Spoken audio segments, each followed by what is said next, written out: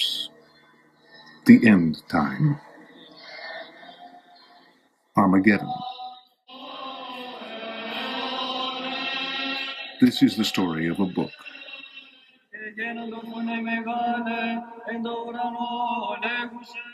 It is the story of how that book came to be written in its own time.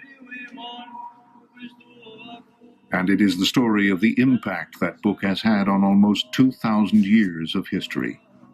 It is the book which brings the Bible to its close. It is the book of Revelation. The book of Revelation in the New Testament has the literal title in Greek, the Apocalypse of John. The word apocalypse means revelation, that which is uncovered. Words mean what people think they mean. For academics, apocalypse means the revelation of hidden things. To the popular ear, to the public ear, apocalypse means the cataclysmic end of things. As the hours and minutes slip by to the end of this millennium, there are those who await the end of the world and the final judgment which they believe is foretold in the book of Revelation. Then they gathered the kings together to the place that in Hebrew is called Armageddon. Few people have ever read the book of Revelation. Everyone has heard of it. The first angel sounded his trumpet, and there came hail and fire mixed with blood, and it was hurled down upon the earth. Phrases, ideas, symbols, images from the book of Revelation tend to pepper our consciousness. I looked, and there before me was a pale horse. Its rider was named Death, and Hades was following close behind him. The four horsemen of the apocalypse, the whore of Babylon, fornicating with the kings of the earth, drunk on the blood of the saints. The beast from the sea, the number 666. The images are memorable, unforgettable. Stars falling to earth, beasts arising from the seas turning into blood, the blood of dead men. The writer of Revelation uses these blood-curdling images to tell of a future war between good and evil. The book of Revelation, if taken literally, assumes what might be called a final fling of evil, that is, tremendous and vast control of the earth by this final evil ruler, sometimes called the Antichrist. St. John's vision was of a great final battle.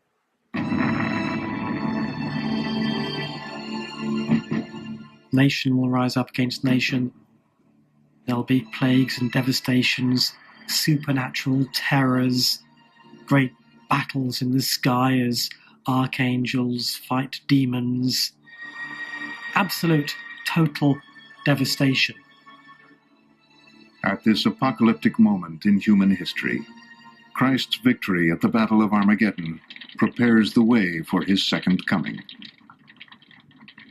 At that point will be established the millennium, the 1,000-year reign of justice, peace, harmony, culminating in one of the most glorious visions of all literature, the new heaven and the new earth, the new Jerusalem. I saw the holy city, the new Jerusalem, coming down out of heaven from God.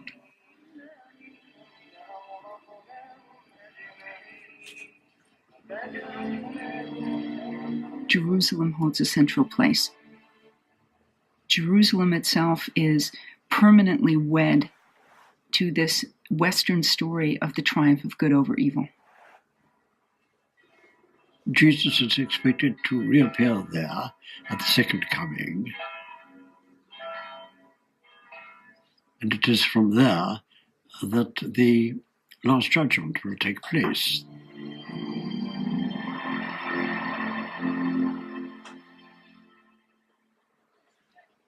With 1 million Christian pilgrims on their way to Jerusalem, the book of Revelation has never seemed more relevant.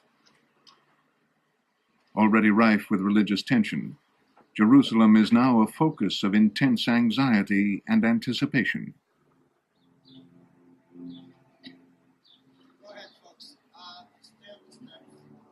In nearly every age, there have been those who found signs in the book of Revelation that the end time is close at hand. The book of Revelation is often thought of as prophecy. The author, John, is viewed as the prophet who sat and saw the future. The return of the Jews to Israel and the capture of Jerusalem are two signs that have set the apocalyptic clock ticking. In a city where every stone is loaded with meaning, the ruins of the temple have special significance. There are Christian literalists and ultra-Orthodox Jews who believe the Messiah will not come until the temple is built again. Some are working actively to hasten that day.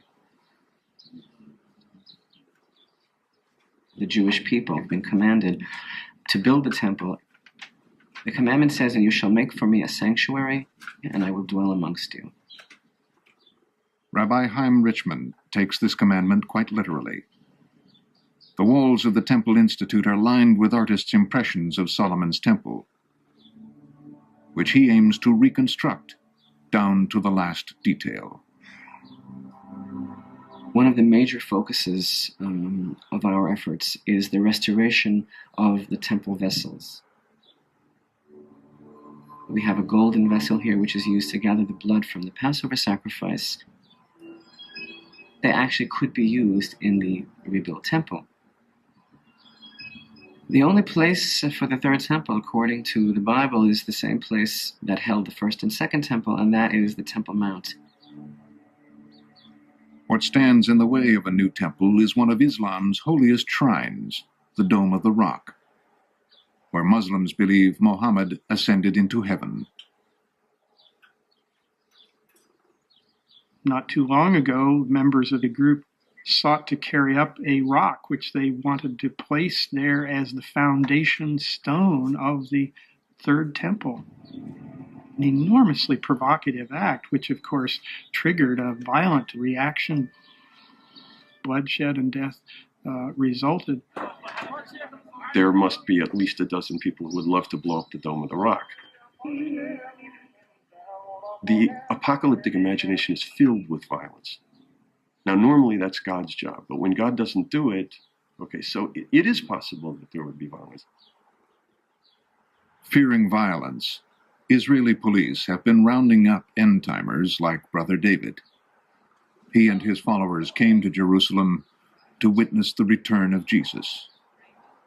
We are here to prepare the way for the second coming of Christ.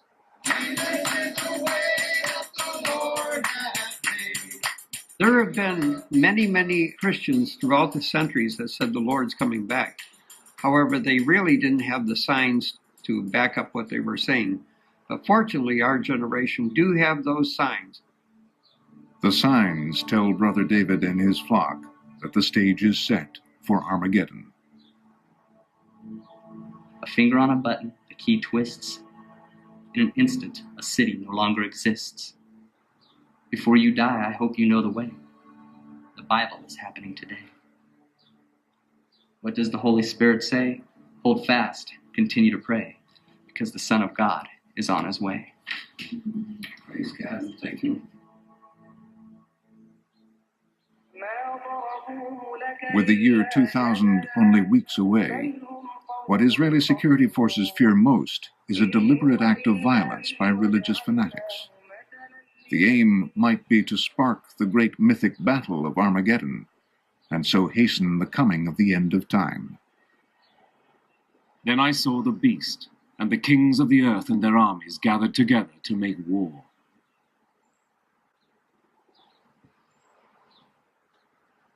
The key to understanding some of the wilder imagery in Revelation lies in the fact that much of it is grounded in 600 years of Jewish history.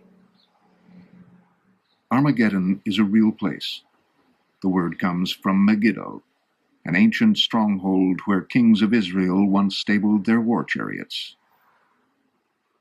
Megiddo was a major fortress governing the landscape, and it's where a number of important battles took place. It's not hard to imagine the chariot wars and the other kinds of battles that took place here. There's lots of reliefs from antiquity that show just such battles happening and the victories that resulted there. Megiddo means place of battle, place of triumph. Just depends on who's going to triumph. The origins of the book of Revelation lie in war, defeat, and despair. The political history of the Jewish people is central to the story. And it really begins in the year 586. In the year 586 BC, the famous King Nebuchadnezzar, king of Babylon, actually enters Jerusalem, burns the temple, sacks it, destroys the city itself, and takes the population into exile.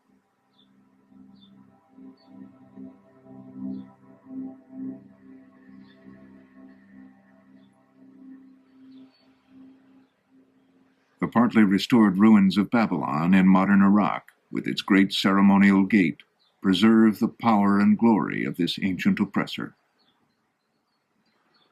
Babylon was a magnificent city for its day, with huge stone walls decorated with these enormous, gorgeous pictures of beasts. Savage beasts, mythic serpents, and many-headed dragons appear in the book of Revelation and will haunt the apocalyptic imagination for 2,500 years.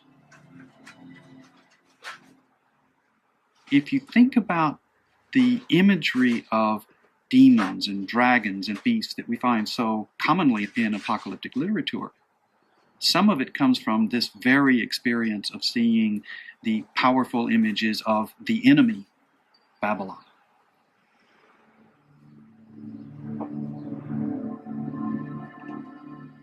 Babylon shook the Israelites' faith in their God to its core. In the Jewish calendar, July 22nd is the 9th day in the month of Av. On that day, a commemorative service is held here at an ancient fortress.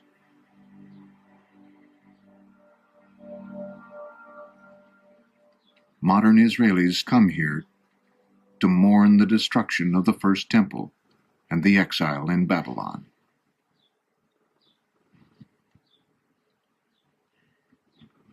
You get a great sense in the biblical literature of homesickness. We find this especially in the Psalms. How can you sing the song of the Lord in a foreign land?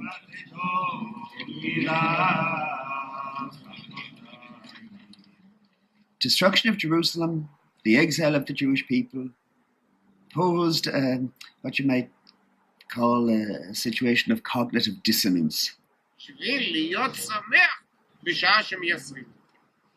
According to their religion, they were the chosen people of the most powerful God.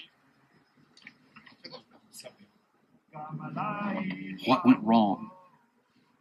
Has God abandoned us? Is the Babylonian God more powerful than our God? Is there some other reason why this fate has befallen us? They begin to think, maybe it's not God's fault, maybe it's our fault. To answer those questions, the Jewish prophets were forced to re-examine, rethink, and rewrite their own history. And this is where the long line of Jewish apocalyptic literature begins. The exile was a complete shattering of the hopes and dreams of the ancient Judaism. And then the prophets come in, Isaiah, Jeremiah, all the prophets, and they begin to predict this glorious future. The Jews will return, they'll rebuild the temple, the Messiah will come, Israel will realize its historic destiny. And so the Jewish people began to rewrite the story of their covenant with God. In doing so, prophets like Ezekiel began to conjure up symbols and images, such as the New Jerusalem, that will reappear in the book of Revelation. In his vision, Ezekiel sees the city of Jerusalem literally rebuilt, the temple standing up in the middle as the centerpiece of Jewish identity. This gives rise to a motif that we still find in the book of Revelation, the motif of the New Jerusalem. Babylon and Jerusalem are two eternal poles in human experience. They're the urban expressions of the idea of good and evil. The resurrection of the dead in Revelation can also be traced back to the book of Ezekiel. In the book of Ezekiel, there is a great vision where Ezekiel sees a valley full of dry bones. Ezekiel is said to have been picked up by God's hand and transported to a distant valley strewn with dry bones. All of a sudden, these dry bones are brought back to life and then raised again to living beings. In its original form, this was understood as symbolizing the resurrection of the nation of Israel itself. This idea will resonate as the resurrection of the dead at the end of time. Ezekiel is another main architect of the way the West imagines the end of time.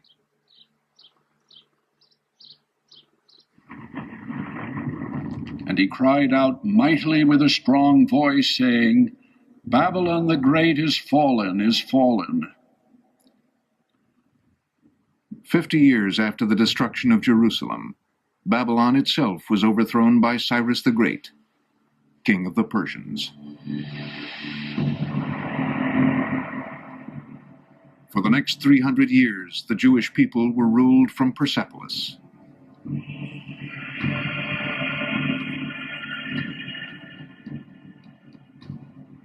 In 538 BCE, Cyrus allowed the Jews to return home and rebuild their temple. The book of Isaiah called Cyrus the Lord's Messiah. It was a benign rule. It allowed them to pursue their religion. It actually financed the rebuilding of the temple after its devastation by the Babylonians. They were well treated. The religion of the ancient Persians left its mark on Judaism. Named after Zoroaster, the great prophet, who lived 2,500 years ago, Zoroastrianism is still alive in modern Iran.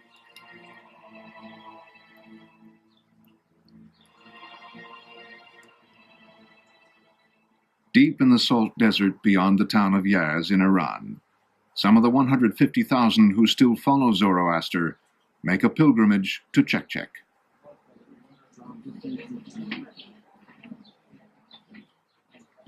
Cut into the side of a mountain, the holy temple gets its name Chekchek from the drip-drip of spring water seeping through the rock. What lies at the very heart of their system of belief is the dualism of light and dark. Dualism is generally the idea that human life is governed by two opposing powers, between good and evil, or as it's sometimes put, between light and darkness.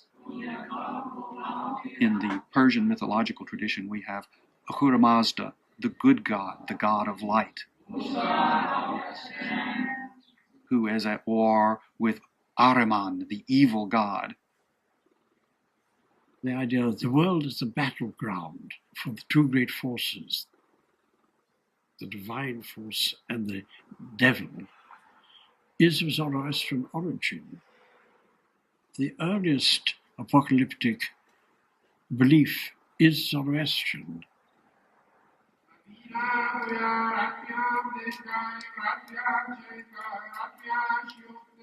The influence which Iranian religion exercised over Jewish apocalyptic thinking, and through that over Christian apocalyptic thinking, was profound.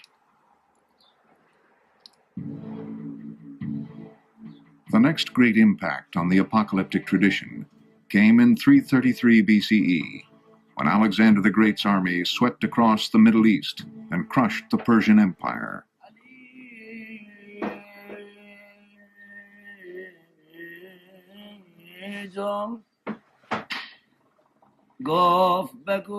In Iran today, traditional storytellers still recall the exploits of Alexander.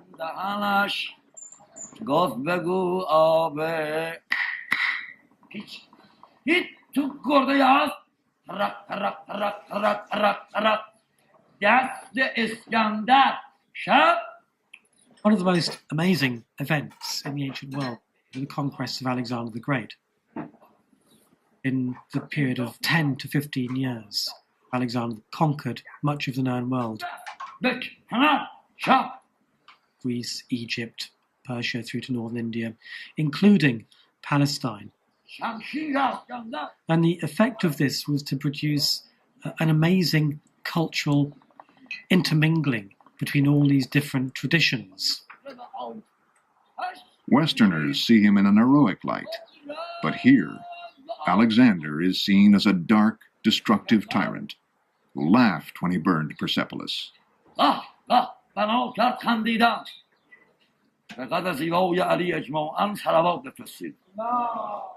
What Alexander brings with him is an incredibly powerful international idea. He brings Greek. He brings the idea of Greek culture, which scholars refer to as Hellenism. Alexander the Great brought with him a tremendous reversal of values. In Jewish culture, purity was an extremely high value. Modesty, great value. No exposure of the human body. The Greeks were quite the opposite. Statues they put up were typically of naked human beings. And this must have brought a great sense of shock, a great sense of a different culture. This altar of Zeus shows the blending of cultures. Here, Greek gods and heroes are locked in combat with the beasts and serpents of Middle Eastern myth. In about 250 BCE, an anonymous Jew writing under the name of Enoch borrowed images from Greek mythology which were to resonate through apocalyptic literature down to the book of Revelation. The head angel who rebels against God is thrown down to earth. He's imprisoned in a pit below the earth that comes to be called Hades, hell. We have evil and Satan. We have angels. First Enoch gives us some of the most important components of what we think of as later Jewish and Christian apocalyptic tradition. But there was a political price to pay for Greek culture. Israel found itself ruled by the Greek tyrant Antiochus. The point of no return was when Antiochus himself put a statue to Zeus with his own features in the temple. Having an idol introduced into the temple was something that people couldn't live with. The response was the Maccabean revolt. A small band of warriors under Judas the Maccabee, his name literally means Judas the Hammer, began a kind of guerrilla war against these Greek armies.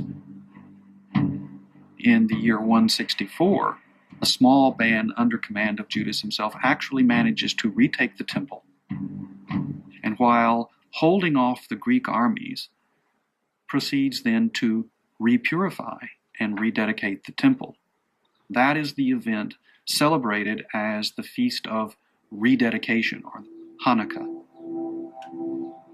But there was another way of fighting back against Greek oppression. The book of Daniel was written at the time of the Maccabean revolt, but its author set his story in the time of the Babylonian exile some 400 years earlier. In the book, Nebuchadnezzar, king of Babylon, dreams of a colossal statue. Only Daniel can interpret its meaning.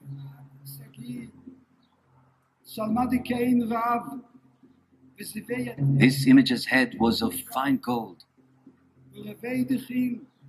his breast and his arms of silver, his belly and his thighs of brass, his legs of iron. Daniel said that this represented the four great periods of history, the four great empires. Each metal corresponded to an empire. The golden head represented Babylon, silver, Persia. The Greeks were the legs of bronze, and the tyrannical dynasty of Antiochus were the feet of clay. Like the statue, these empires were doomed to fall. He said that the shattering of the statue represented the end of history, the final end of human corruption and decadence, and the inauguration of the kingdom of God. Daniel's author is telling the Jewish people that their time has come at last, that God's earthly kingdom will be established in Israel. His dominion is an everlasting dominion which shall not pass away, and his kingdom that which shall not be destroyed. So the visions of Daniel are responding to a period of crisis and oppression, and using apocalypse as a way of saying, hold fast, stay faithful, God will deliver, God will triumph.